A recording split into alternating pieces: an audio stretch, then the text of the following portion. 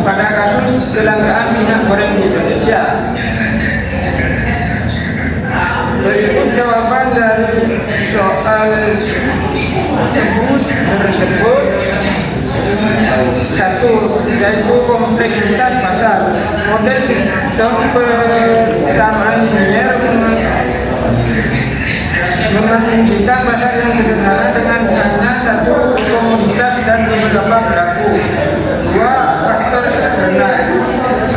Model sistem persamaan linier hanya mempertimbangkan faktor internal pasar seperti penawaran dan permintaan.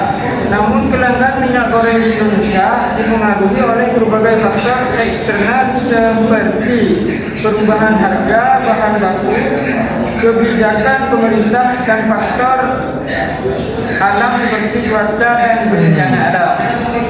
Tiga, pelaku non-linier. Model sistem persamaan linier mengasumsikan hubungan linier antara penawaran, permintaan, dan harga.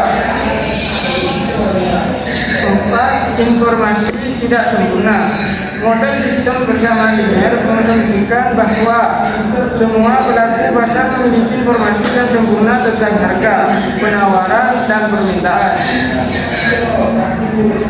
5. Perubahan dinamis. Model sistem bersama linear umumnya statis, tidak memperhitungkan perubahan dinamis dalam pasar. Namun kelangkaan minyak goreng merupakan fenomena yang dinamis dengan harga permintaan yang berubah secara silakan.